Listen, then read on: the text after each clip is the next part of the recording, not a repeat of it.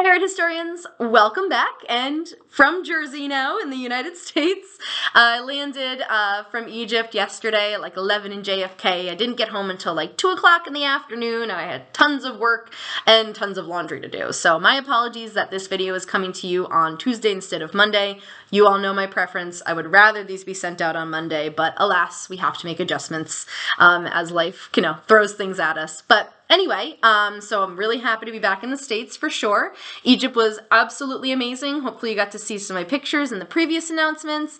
And yeah, it was a pretty incredible trip. I am a very blessed person to have able to been traveling there for so long with such a wonderful group of people, and to see a marriage happen in Egypt was really, really special. So thank you all for your patience as I worked through grading during that period. I know I was a little bit behind than I usually like to be, so I really appreciate you all letting me know as issues came up, all those technical difficulties as we transition from the previous format of the Lindenwood courses and moving into this Build Your Own adventure.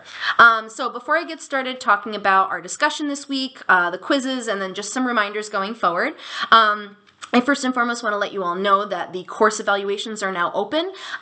You will never see me sit here and claim to be a perfect teacher. I can get to 30 years into my career, and there's always room for me to grow and learn. I'm a lifetime learner. So I really appreciate your feedback. Let me know what really went well, where things can be improved, so that way going forward I can be the best educator I possibly can for any of my future students. So I really appreciate that feedback, folks. I absolutely be going through, reading, internalizing, and making adjustments based on what you say. So definitely fill those out.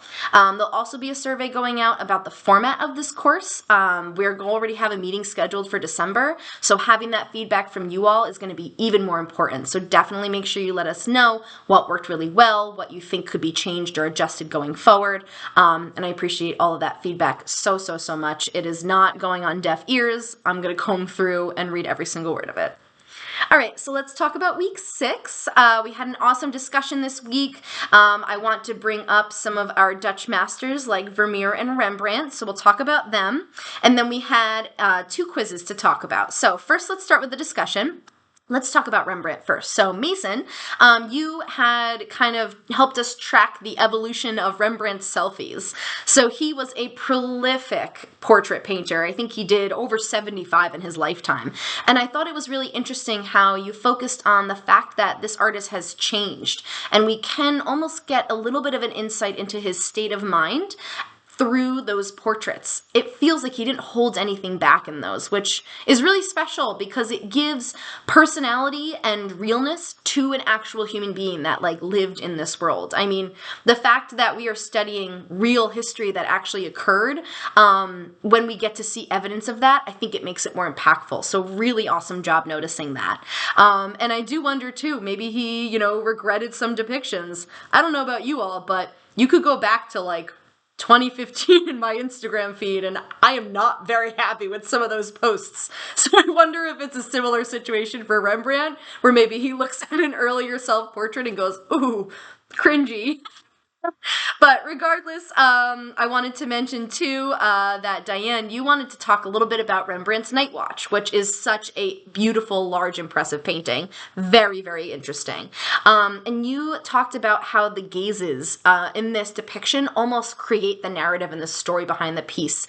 And it really is that background that makes those works interesting. So great job noticing that. Now, Bon, you had mentioned a little bit more about the girl with the pearl earring, and so did Grace, so let's talk about what you guys discussed. So first, we kind of thought about how these delicate touches of the portrait of our beautiful girl with the pearl earring creates that intimate moment between the viewer and the portrait itself. I mean, her eye contact is so intimidating sometimes, but when you look at the rest of the work and the beautiful shading and her delicate features, it takes that intimidation out and it makes this feel like a person, almost like catching a glance across the room. And I think that's really beautiful that she has so much life, personality, and movement in her. And Grace, you also wanted to talk about how the fact that when Vermeer was painting this work, he had this woman staring back at him. So you have to wonder what kind of relationship he had with the person who was sitting. There is a book called Girl with the Pearl Earring.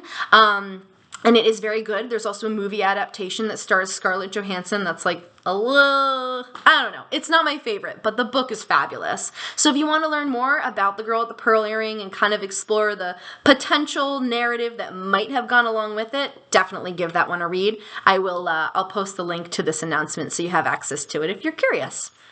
All right, so let's move on to those quizzes. So first we're going to talk about quiz 11, and what we have here, one of the questions that maybe some of you might have guessed different answers for was in regards to that sunstone for the Aztecs. So that piece is very much centered around cosmological beliefs as well as timekeeping, because you have to think about the fact that Aztecs and these early peoples are so focused on the sun. The sun ruled their lives, their agriculture, their holidays, their time frame, their calendars. So that is why that answer would have been correct there. So moving on to quiz 12, we wanted to talk a little bit more about the significant elements in the composition of the Night Watch. And some of these answers might have seemed correct, but there was definitely one that was the best answer for this question. And that would be the dynamic arrangement and the action. And it's not necessarily action on the piece. Remember, we're looking at this 2D work of art, and so it's not that things are literally moving, it's that anticipation of action. And so that is really common during this time frame where we have this very dramatic scene that is in process that's almost been paused by a TV remote.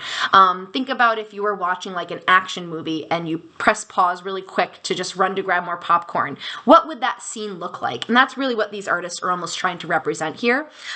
There definitely isn't a minimal background despite the focus being on the figures in the middle. So that answer can't be correct. Then we have to think about the fact that this is definitely not a calm scene, and it's certainly not symmetrical. And though the figures are sort of in the center, they're also everywhere. So the central posing isn't necessarily really the most accurate depiction of the way the figures are arranged in the composition. And so that's why that answer would have been correct for anybody who might have guessed differently. So some reminders this week, folks. We are now in week 7, which is the second to last week of your class. I cannot believe how quickly time flew. I feel like it was like yesterday that I was recording my hello intro videos. And so we are now at the point where you have your formal analysis paper. That is going to be due at the end of this week, and folks, it is not optional. Now, of course, I totally understand that many of us are distant learners and are not able to get to the Lindenwood campus or close to town to get to that museum. Nor am I. But the important part of this assignment is that you are seeing the artwork in person. So whatever museum or exhibition you are able to visit that is closer to you, just make sure that you're going there in person. This assignment cannot be done by viewing images online. It really creates a better space to have a deeper analysis for those artworks, seeing them in person. I mean, seeing the pyramids on the picture definitely doesn't do them justice in person. I can tell you that now. And so by experience and by what I have talked to in regards to my supervisor, we definitely need to see these things in person. So if you have any further questions, please feel free to reach out. I've already discussed with a few of you, and I just want to make sure we're all on the same page, especially for such a large and required assignment. So please let me know. The other thing is that you have a writing assignment that, though I fixed the links, I promised that it would be due at the end of week 8. And so that chat with Michelangelo, or chat with Mike as I like to call it, that is still going to be due at the end of week 8. But I want to give you all a heads up. There is a 4th writing assignment during week 8. So if you don't want a whole ton of work to do, I would probably start this writing assignment now if you plan on doing this one and the one that is happening for the 4th writing assignment. Otherwise, you're going to kind of have a lot of work to get started on in the midst of a formal analysis paper and exams, etc., etc. So I wouldn't put this to the last minute, but you do have until the end of week 8 to get this done. So, speaking of getting things done, I have another grade calculation sheet that I would really love you all to complete, but because I'm a little bit late getting it out, I'm going to ask that it's done by the end of Sunday. So Sunday night, you'll be able to see what you've accomplished so far, what we have going forward, and then maybe kind of postulate some potential numbers and points that you'll add to your grade for the rest of week 8 as well. One of my really kind of things that I focus on as a teacher is that I don't want my students to ever not be aware of their progress in class, especially in a situation like this where my grade book does close at the end of that 8th weekend, and no adjustments can be made after that. I never want to be in a situation where students weren't aware of their progress and how they were doing, so this is a really important activity that I'm going to ask you all to complete a second time, just to make sure we're all on the same page and feeling really comfortable with our progress in class. And then you also know what to do during week 8 to make sure you're achieving the marks that you were really hoping to get from this class. So I think that takes about care of all of my announcements and reminders for week 6. I hope you're enjoying week 7, and I will definitely touch base with you all on Monday next week. No excuses this time. All right, folks, let me know if you have any questions. Never hesitate to reach out, and I'll always get back to you as soon as possible. Thank you again for all of your patience and for everybody who's always keeping me up to date on any weird technological or link-related issues or due date-related issues that appear on Canvas. It definitely is very, very helpful, and I am so grateful to all of you. Really keep up the awesome work. I'm so impressed, and I'll check back in soon. Bye, everybody.